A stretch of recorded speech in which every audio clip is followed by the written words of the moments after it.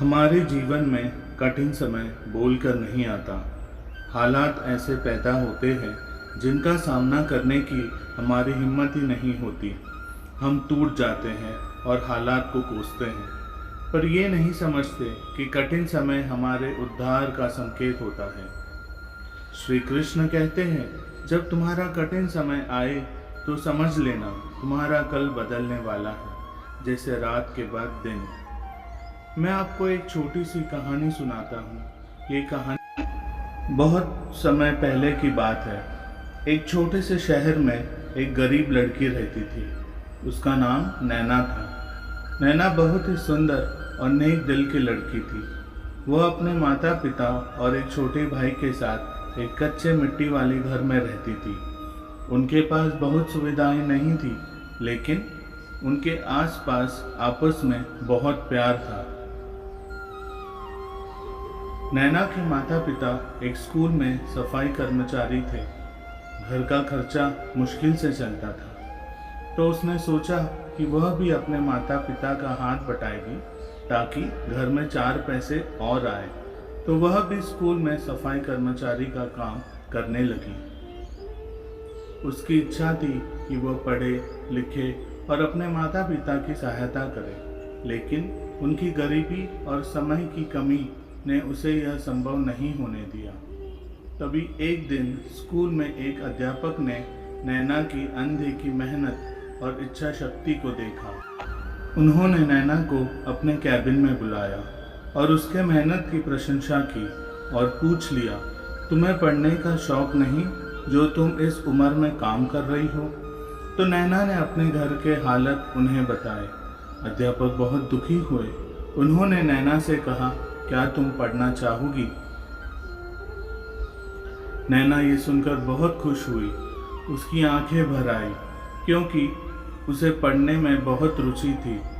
पर वह सोच में पड़ गई कि घर के हालात तो नहीं है कि वह स्कूल के पैसे भर सके। अध्यापक बोले, पैसे की चिंता मत करो, बस मन लगाकर पढ़ाई करो। वह अध्यापक ने नैना से बात की और उसे पढ़ाई के लिए समय देने की सलाह दी।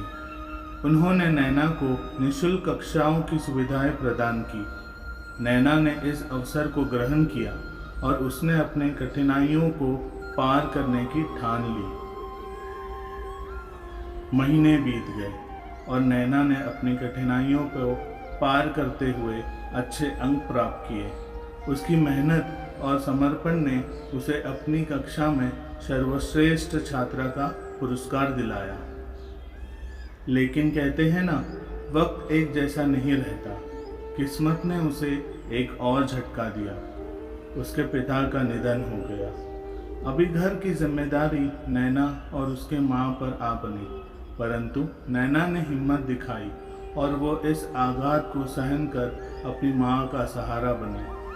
वह अब और अधिक कठिनाइयों का सामना कर रही थी, लेकिन उसने फिर भी अपनी पढ़ाई जारी रखी। सुबह स्कूल में पढ़ाई करती और शाम को काम करती।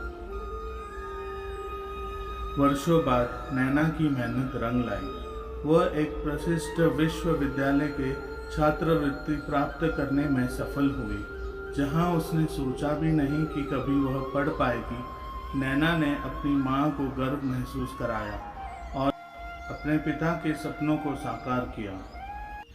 तो दोस्तों, थी ना नैना की कहानी हमें प्रेरणा देने वाली। ये कहानी हमें सिखाती है कि कठिनाइयाँ तभी होती है जब हम उनसे निपटने की क्षमता रखते हैं।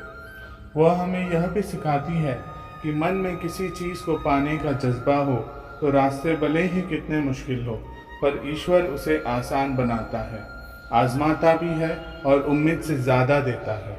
अपने सपनों को पूरा करने के लिए कभी भी ना डरो और आज से ही जुट जाओ और अपने सपने को साकार करो।